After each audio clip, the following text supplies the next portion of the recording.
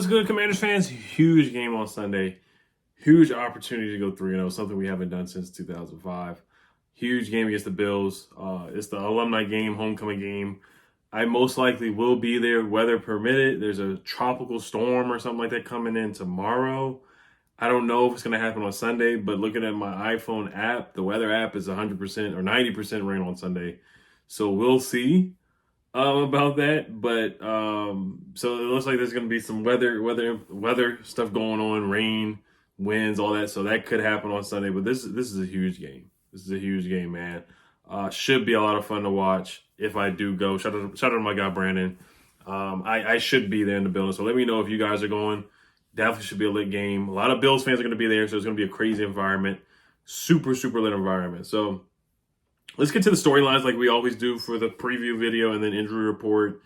Of course, Ron Rivera has history with Sean McDermott. Sean McDermott was his defensive coordinator at Carolina. Ron Rivera has talked to Sean McDermott for advice on building a roster when he came to D.C.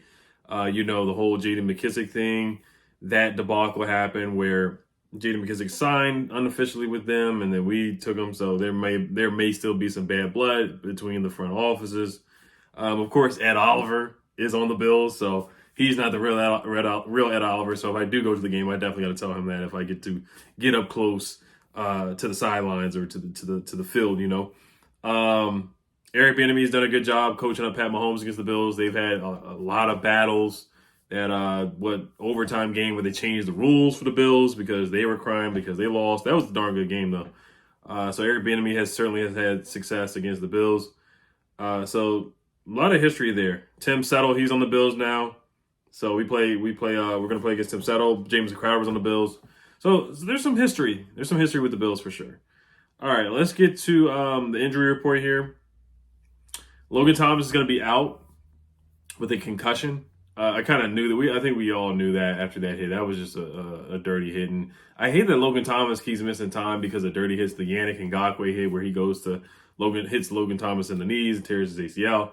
Now Kareem Jackson, which is with an unnecessary helmet-to-helmet hit, which Kareem Jackson has made that play 2 weeks in a row.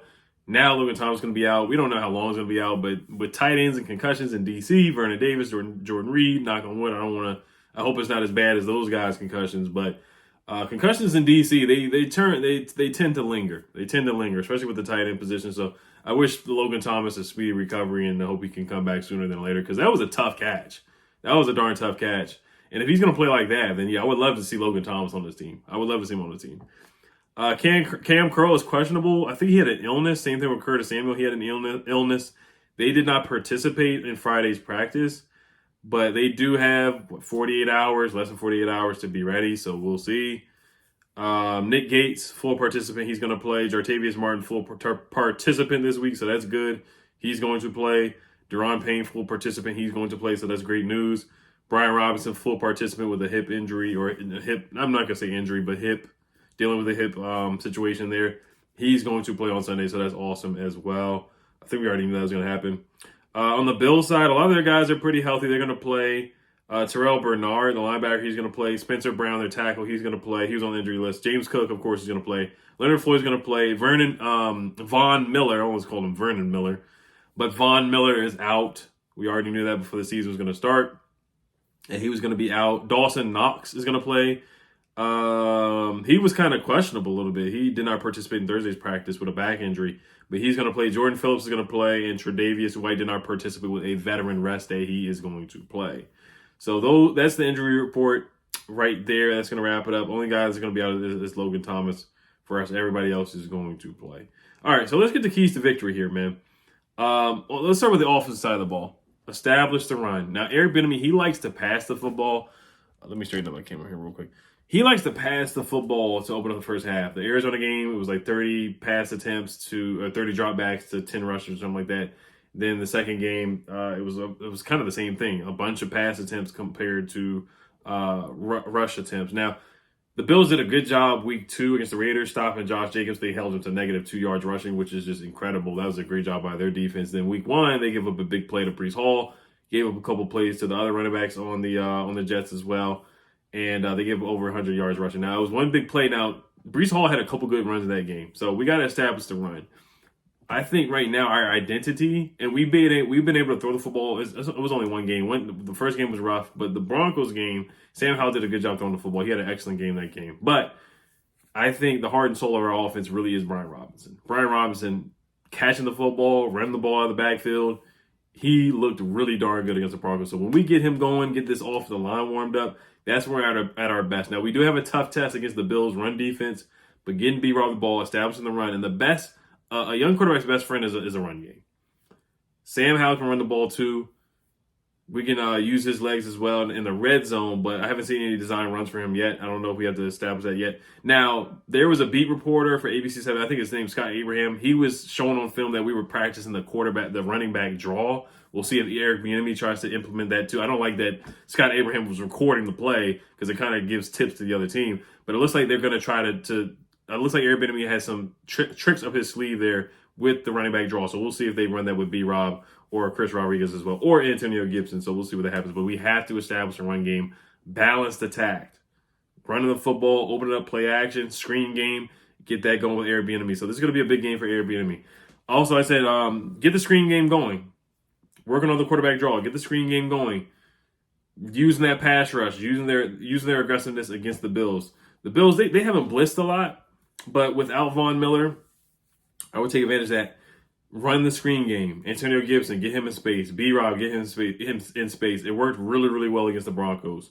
But the run game, that gets me to my prize picks here. I'm gonna get these picks in for you guys this week. Make sure you guys tell.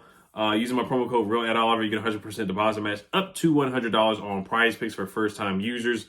I got B-Rob getting over 14.5 rushing attempts. He's cleared the line the last 4 games that he's played in. He had 18 or 19 against the Broncos and had about 18 or 19 against the Cardinals. So I think he's going to clear 14.5 rushing attempts. I think everybody's going to make a point to run the football this game, even though he does like to open up with quick game and passing the football for sure. And I got Josh Allen over 21.5 pass completions. Last few games, he had 31 pass completions against the Vegas Raiders, 29 against the Jets. Even last year, 25 against Cincinnati, and then 23 against Miami. I think this line is going to get bumped. He's had a darn good completion percentage, but we got to change that on Sunday. But he's gotten over 21.5 pass completions over the last 4 games. He's cleared that line, so I would make those 2 picks. Those are my 2 picks for the week. Make sure you guys get those picks in using my promo code REAL@Oliver, 100% deposit match up to $100.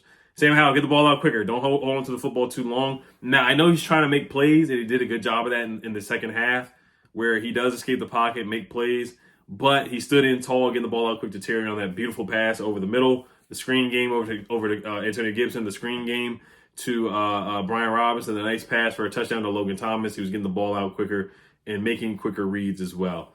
And he's gonna. I think Eric Bieniemy is gonna try to get quick passes out to Jahan, Terry. Got to get these guys involved more. I know Sam's spreading the wealth, but we got to get the ball in our talent's hands. We got to get the ball to Jahan more. He's been pretty quiet through 2 games. I think he's a sleeping giant ready to wake up. Terry McLaurin, 51 yards receiving. I think he's definitely capable of getting a 100-yard game. I haven't seen that yet from him. We're being patient with that, but I think this is a time where to get Terry involved and attack their young corner. Yes, they do have Tre'Davious White, but they have another corner who's very young, Christian Benford, which I think we can take advantage of that matchup for sure. Get Gibby in space. He's very talented. Get him in space like we did last week as a pass catcher, as a wide receiver in the screen game. That we did a good job of doing that. Finish drives in the red zone. That's going to be huge. Now, I always talk about whether we should take the points or be aggressive, rather than just taking the field goal or go for it, or 4th and 1, 4th and 2, 4th and 3. If we're on the 35-yard line, do we go for it with the momentum, or do we just take the points? This is a game where we may have to go for it, honestly, and get as many points as we get. Weather permit. If it's raining a bunch, then just kick the field goal. But if the weather's fine, the sun is shining, no rain, you may want to be aggressive, because Josh Allen and the Bills, they get put up points. Stephon Diggs, Gabriel Davis, James Cook, Dawson Knox, Dalton Kincaid. They have a very talented offense where they can certainly put up points and put up 30 points pretty easily if Josh Allen's not making mistakes. So feel of the game is going to be huge for Ron Rivera. Feel of the game is going to be huge for Eric Bieniemy. Always timeouts, 2-point conversions, decision making. When to kick the field goal, when not to. Last week, we decided to kick a field goal at the 59-yard line, a 59-yard field goal instead of punting it. So decisions like that are going to be huge. 2-minute warning decision, game clock management before halves, That's going to be huge for Ron Rivera. So whether to go for it on fourth down or not is going to be huge. I would just have to see the feel of the game because I'm kind of leaning towards being aggressive and going for points on fourth down instead of just being conservative and kicking field goals or punting the football. So it's a tough one for me. I really have to see how the feel of the game goes or how the momentum of the game is going after that first quarter. Of course, protect the football. That's obvious. Sam Howell holding to the football with two hands when he's running around. Arizona, he got hurt. I mean, he didn't get hurt, but he fumbled the ball after just having one hand on the ball. 3 interceptions. So he did a great job of cleaning that up in the Broncos game. Antonio Gibson, hold on to the football. No fumbles. We don't have time for turnovers because we got to win the turnover battle in this game for sure. That's about it for the offense. Just get the weapons involved. I want to see Terry get the football more. I want to see Jahan get the football more. Curtis Samuel, of course, he's been doing a solid job being our third option. De'Ami Brown had a couple good catches last game as well. Jamison Crowder, hold on to the punts, no muff punts. If he has an opportunity to make a run, make a good punt return, go for it. The Jets gave up. The Bills gave up a punt return to the Jets in that overtime loss. They gave up a pretty long punt return, so they may be an opportunity for Jamison Crowder to make a nice punt return in this game. All right, defense. Slow down the run game. James Cook is super talented. He had a good game. He had a good game against the Vegas Raiders. He can catch out the backfield as well. Josh Allen is a dangerous runner as well. They have not tried to run Josh Allen as much because they said they're gonna want to reserve him. They don't want to put him in harm's way. But be careful because we gave him a big run to Russell Wilson. Contain the edges against Josh Allen. You may see a design run, or you just may see him scramble for a run. So contain the edges, and rush discipline is going to be imperative this game. Chase Young running past the last game in 2021 where it was the measuring stick game. I hate when they say it's a measuring stick because it kind of tells you that it kind of shows that we don't think, or Ron Rivera doesn't think we're on their level yet. This is a measuring stick game to see where we are. That's the kind of way that I look at it. I don't like when they say measuring stick because it kind of sounds like you don't belong in the same room as them. I just don't like it. I just feel like they should go about it like it's another game, like they're just getting ready for another game. I don't think they need to say it as I get what they're saying, but I don't think they need to say, oh, this is a measuring stick to see how good we are or where we're at. I don't like when they say stuff like that. It's kind of like, oh, they put their pants on the same way. We want to see where we're at. You know, that's the kind of saying, that's the cliche when you're playing a better team. That's what people usually say. So I'd rather just them take this as another game, as a regular game, rather than saying, oh, we're playing them, because the last time we said that, we got blown out. It was 41-23. We got blown out, and we got blown out from the jump against the Bills. We got to start fast, too. The defense, man, no big plays. Marvin Mims cooked us last week. And if we let a guy like Stephon Diggs go off like that, it can be a very, very, very long day. Gabriel Davis can hurt you as well. Dalton Kincaid can hurt you as well. And Dawson Knox can hurt you as well. Contain the edges.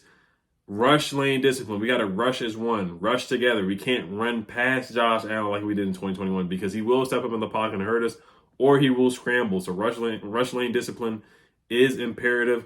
Stay in your gaps. Stay in your lanes. Play together as one. And I thought they did a good job of doing that against Russell Wilson last week. It took some time. The first half was rough, but the second half they certainly improved. Faster, stick to your receivers. Stephon Diggs, you're probably going to have to bracket him, but it's going to be tough because Gabriel Davis is a good receiver as well. But we have to limit big plays to Stephon Diggs. We cannot let him beat us and go for 100 yards because if he does that, it's going to be a long day.